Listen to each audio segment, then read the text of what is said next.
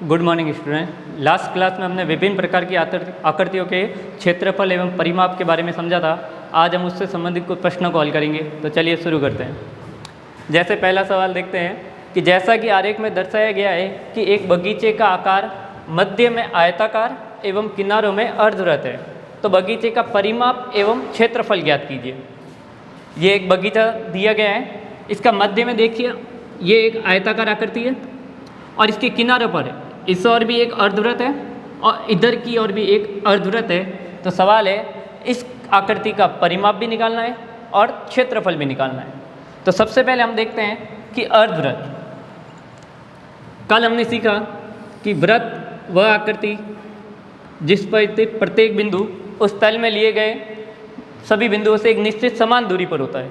यदि हम एक रेखा इससे खींच लें तो यह वृत्त दो अर्धवृत्तों में बढ़ जाता है। यानी कि यह जो रेखा है जो वृत्त को दो अर्धवृत्तों में बांट रही है, यह इस वृत्त का व्यास कहलाता है। व्यास वृत्त को दो आधे भागों में विभक्त करती है। अब देखिए ये आयत की चौड़ाई है, तो जो आयत की चौड़ाई है वही अर्धवृत्त का क्या है, व्यास। इसका मतलब इस अर्धवृत्त का व्यास कितना है, 7 मीटर। व्यास 7 मीटर है तो त्रिज्या कितनी होगी? तो हमें पता है त्रिज्या व्यास की आधी होती है। यानी व्यास 7 मीटर है तो त्रिज्या हो जाएगी 3.57/2। कैसे देखते हैं।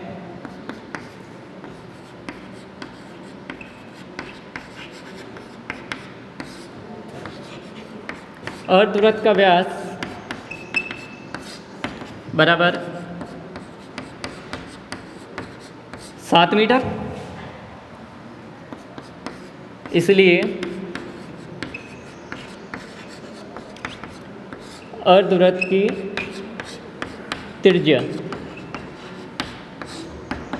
त्रिज्या व्यास की आधी होती है।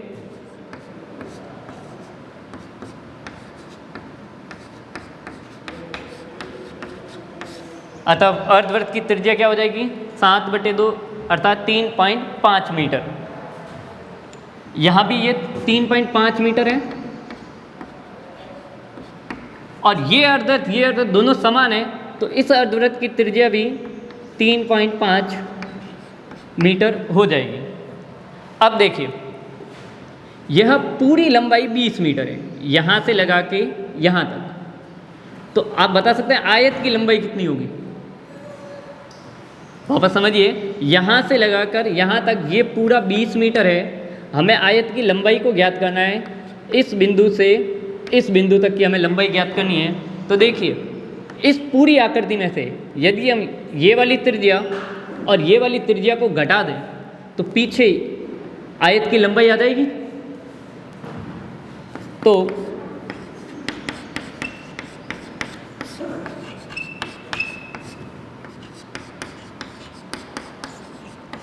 आयत की लंबाई क्या होगी, 20 मीटर में से इधर की त्रिज्या और इधर वाली त्रिज्या दोनों त्रिज्याओं को जोड़कर घटा देंगे तो आयत की लंबाई आ जाएगी।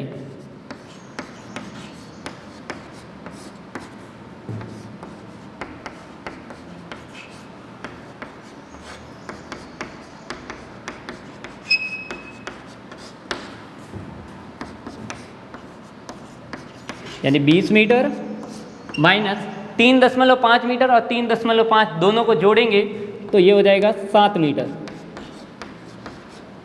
और 20 मीटर में से 7 मीटर चले जाएंगे, पीछे बच जाएंगे 13 मीटर। ये हो गई आयत की लंबाई। और अब आयत की चौड़ाई की बात करते हैं। चौड़ाई हमें दे रखी है 7 मीटर।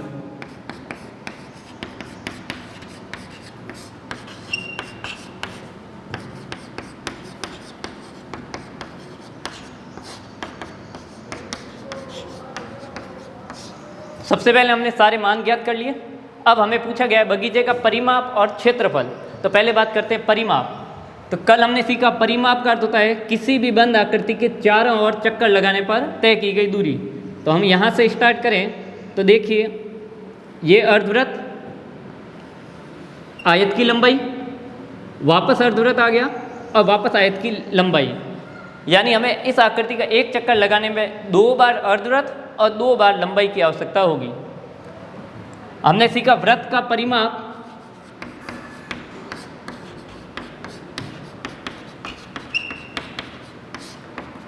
वो होता है 2πr, लेकिन यहाँ वृत्त नहीं है, यहाँ अर्धवृत्त है। तो अर्धवृत्त का परिमाप क्या हो जाएगा?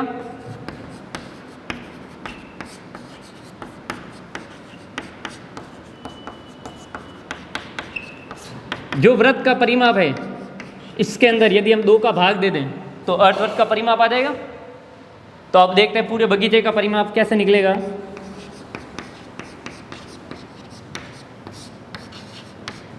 बगीचे का परिमाप बराबर 2 गुणा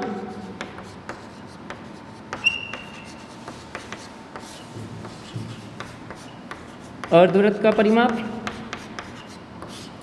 प्लस 2 गुणा लंबाई। वापस देख लीजिए, यहाँ से यहाँ एक अर्धवृत्त, ये लंबाई, वापस अर्धवृत्त और वापस लंबाई। हमें चक्कर लगाने में चौड़ाई की आवश्यकता नहीं हुई, इसीलिए हम इस चौड़ाई को इसके अंदर शामिल नहीं करेंगे।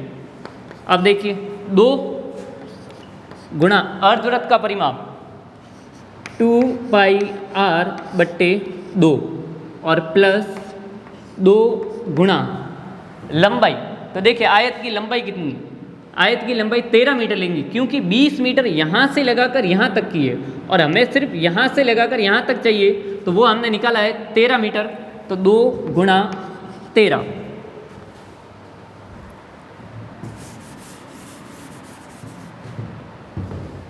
अब देखिए इस 2 से यह 2 कैंसिल हो जाएगा। 2 गुणा पाई, पाई का मान हमने सीखा 22/7 गुणा आर, आर का अर्थ होता है त्रिज्या, और त्रिज्या हमें दे रखी है 7/2 अर्थात 3.5। दोनों में से कोई भी ले सकते हैं, हम 7/2 ले लेते हैं और फिर प्लस 2 गुणा 13, 13 का 2 से गुणा 26 मीटर। अब देखिए ये 7 से ये 7 कैंसिल हो जाएगा और इस 2 से यह 2 भी कैंसिल हो जाएगा। तो इधर की तरफ सिर्फ 22 बचा और उधर की तरफ 26 मीटर, और दोनों को जोड़ देंगे 48 मीटर। तो हम कह सकते हैं कि बगीचे का परिमाप 48 मीटर होगा। अब परिमाप निकल गया, अब बात करते हैं क्षेत्रफल की।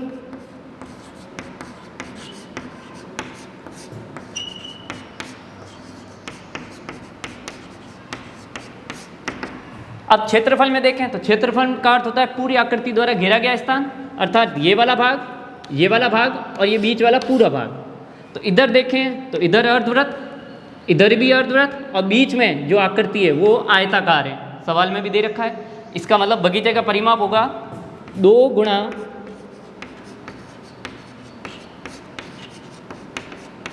अर्धवृत्त का क्षेत्रफल प्लस आयत का क्षेत्रफल।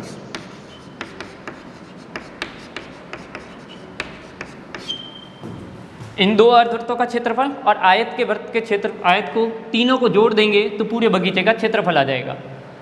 वृत्त का क्षेत्रफल हमने सीखा था, वृत्त का क्षेत्रफल πr², तो और वही अर्धवृत्त है, तो इसमें भी जैसे हमने परिमाप में 2 का भाग देके किया वैसा वैसा इसमें भी 2 का भाग देके करेंगे तो अर्धवृत्त का क्षेत्रफल आ जाएगा।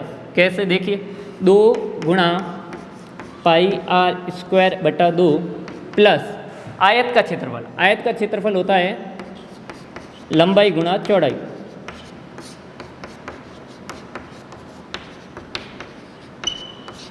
वही तरीका इसमें भी, इस 2 से यह 2 कैंसिल हो जाएगा। अब इधर क्या बचा? पाई, पाई का मान 22/7 गुणा r²। r का अर्थ होता है त्रिज्या, त्रिज्या का मान 7/2 और स्क्वायर है, इसका मतलब उस संख्या को 2 बार गुणा करना है। 7/2 गुणा 7/2 और फिर प्लस आयत का लंबाई गुणा चौड़ाई। तो आयत की लंबाई 13 मीटर और आयत की चौड़ाई 7 मीटर। 13 गुणा 7 अब देखिए ये 7 से यह 7 कट जाएगा और इस 2 से यह 22 11 बार कट जाएगा। तो यहाँ बचा 11 गुणा 7 77 और भाग में ये कट गया, सिर्फ 2 बचेगा, प्लस 13 का गुणा 7 से, 13 7 91। अब 77 में 2 का भाग दे देंगे तो 38.5 मीटर स्क्वायर और यहाँ आ जाएगा 91 मीटर स्क्वायर। और फिर लास्ट में इन दोनों को जोड़ देंगे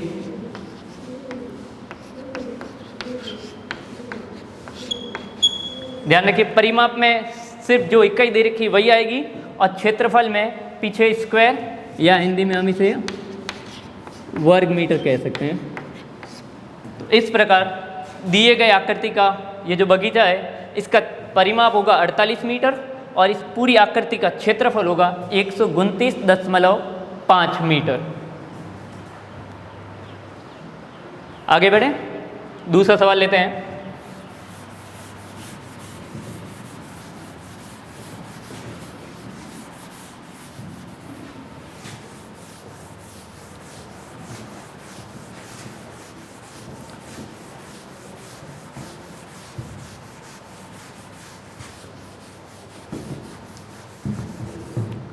एक सवाल और लेते हैं।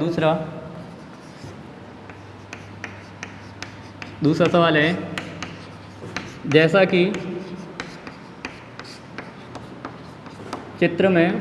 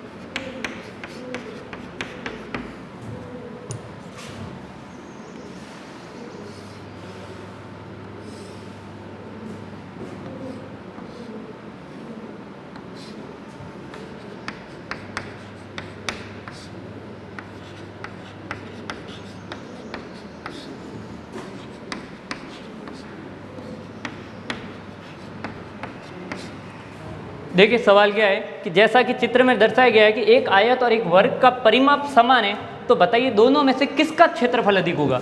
दिया गया एक आयत है जिसकी लंबाई हमें पता है 80 मीटर है, चौड़ाई के बारे में कुछ नहीं कहा गया है, और एक वर्ग है जिसका भुजा दे रखी है 7 मीटर और बोला है कि दोनों का परिमाप समान है। कहने का मतलब जो इसका परिमाप होगा वही इसका परिमाप होगा, तो बताइए किसका क्षेत्रफल अधिक होगा। तो एक नियम आपको याद रखना है, जब भी आयत और वर्ग का परिमाप समान हो तो हमेशा वर्ग का क्षेत्रफल सबसे अधिक होता है। तो देखिए यहाँ हमें लंबाई दे रखी, चौड़ाई के बारे में नहीं पता, तो इसे हम किसी भी चर से प्रदर्शित कर सकते हैं। मान लेते हैं चौड़ाई है x मीटर। अब वर्ग का क्षेत्रफल होता है भुजा गुणा भुजा, भुजा का मान दिया हुआ है, और आयत का क्षेत्रफल होता है लंबाई गुणा चौड़ाई, लेकिन यहाँ चौड़ाई का मान नहीं दिया हुआ है। तो सबसे पहले हमें इस चौड़ाई का मान निकालना होगा, उसके बाद दोनों का क्षेत्रफल निकालेंगे। चौड़ाई के मान के लिए हमें एक लाइन दे रखी है कि आयत और वर्ग का परिमाप समान है। कैसे देखते हैं, पहले जो दिया हुआ है वो सारी इन्फॉर्मेशन लिख लेते हैं। आयत की लंबाई बराबर 80 मीटर, चौड़ाई हमें नहीं पता है तो मान लेते हैं, माना आयत की चौड़ाई बराबर x मीटर, और लास्ट में हमें एक दे रखा है वर्ग की भुजा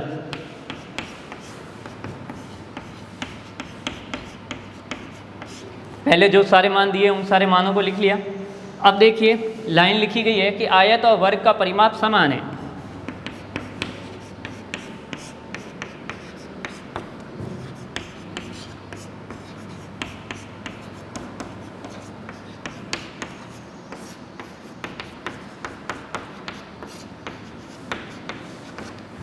आयत एवं वर्ग का परिमाप समान है, इसका मतलब जो आयत का परिमाप है वही का वही वर्ग का परिमाप होगा।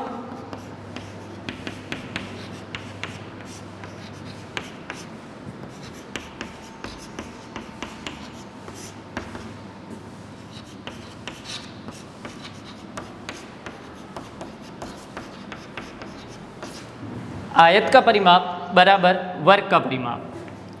आयत का परिमाप का सूत्र 2 गुणा लंबाई प्लस चौड़ाई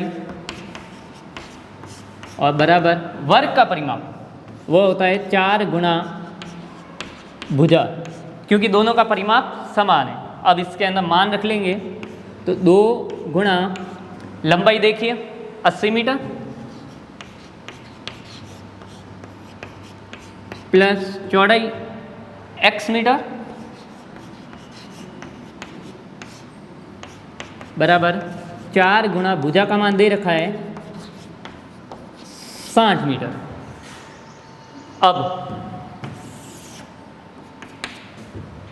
यहाँ तो इसको ऐसे ही रखेंगे और इससे 4 का गुणा इससे कर लेंगे, 2 गुणा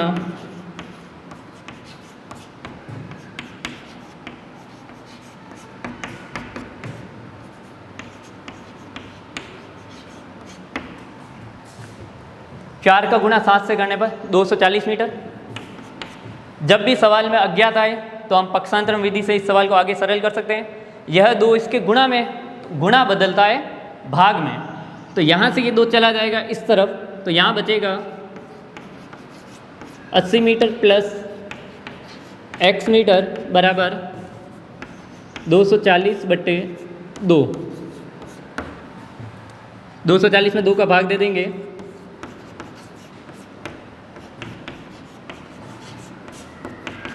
240 में 2 का भाग देंगे 120 मीटर। अब देखिए यह इसके अंदर प्लस में है और प्लस बदलता है माइनस में।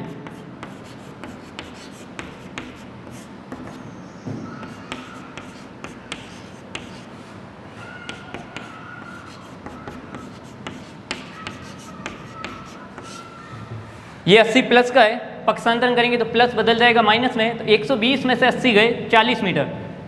अब हमें इस आयत की चौड़ाई पता चल गई। अब हम दोनों का क्षेत्रफल निकाल देंगे और पता कर लेंगे दोनों में से किसका क्षेत्रफल अधिक है। तो पहले निकालते हैं वर्ग का क्षेत्रफल। वर्ग का क्षेत्रफल होता है भुजा गुणा भुजा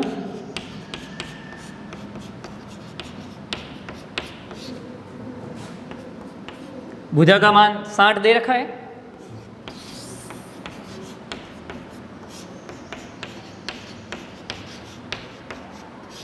और 60 का 60 से गुणा करेंगे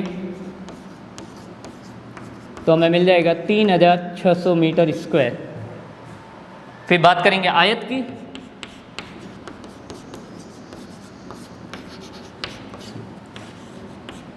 आयत का क्षेत्रफल होता है लंबाई गुणा चौड़ाई।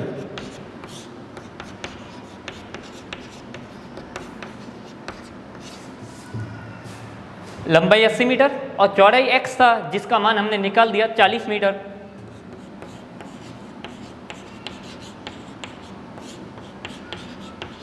तो 80 का 40 से गुणा कर देंगे और हमारा उत्तर आ जाएगा 3200 मीटर स्क्वायर। अब देखिए वर्ग का क्षेत्रफल कितना आया 3600 और आयत का क्षेत्रफल कितना आया 3200। सवाल ने पूछा था कि किसका क्षेत्रफल अधिक होता है, तो वर्ग का क्षेत्रफल अधिक होगा। और हमने शुरू में भी पढ़ा है कि आयत और वर्ग का परिमाप यदि समान हो तो हमेशा वर्ग का क्षेत्रफल सबसे ज़्यादा होता है। आगे बढ़े अगले सवाल की तरफ।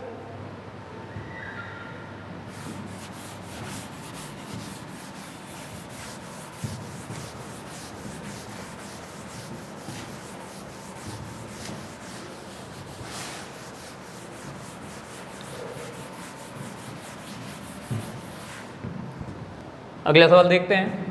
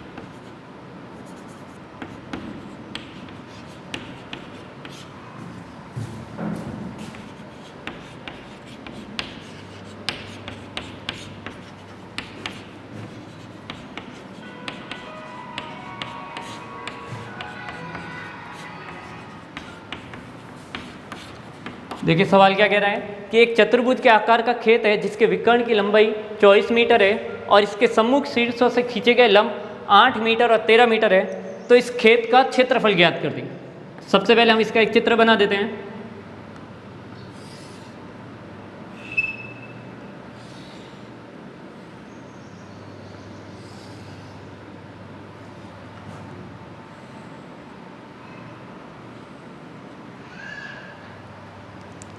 मान लेते ये खेत है,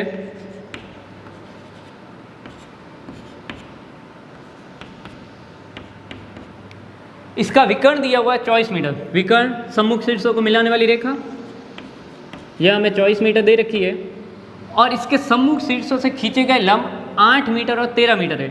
इसे मान लेते हैं 8 मीटर और ये मान लेते हैं 13 मीटर है। सवाल है दिए गए खेत का क्षेत्रफल ज्ञात कीजिए। तो सबसे पहले हमें आकृति की पहचान होनी चाहिए, यह आकृति कौन सी है। तो हम आकृति को देख के बता सकते हैं यह न तो सम चतुर्भुज है, समांतर चतुर्भुज, समलंब चतुर्भुज, कोई नहीं है। यह एक सामान्य चतुर्भुज है जिसका सूत्र हमने पढ़ा था 1/2 गुणा विकर्ण इंटू विकर्णों पर डाले गए लंबों का योग। तो सबसे पहले लिख लेते हैं जो हमें सूचनाएं दे रखी है।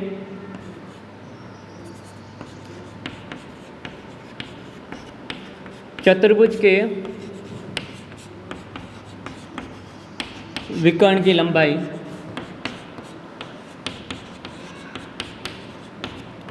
जो हमें दे रखी है 24 मीटर।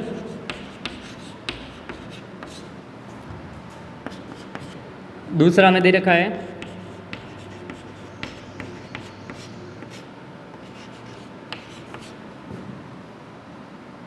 चतुर्भुज के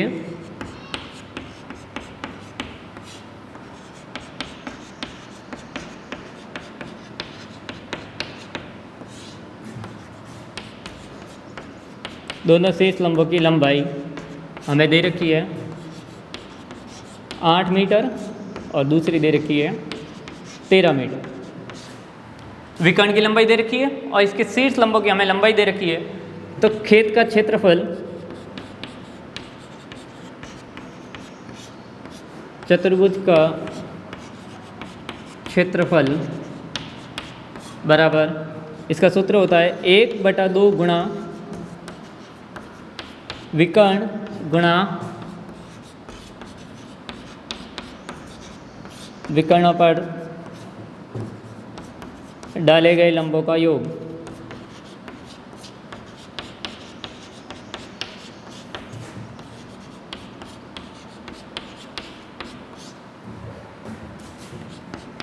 अब देखिए 1/2 गुणा विकर्ण की लंबाई कितनी है 24 मीटर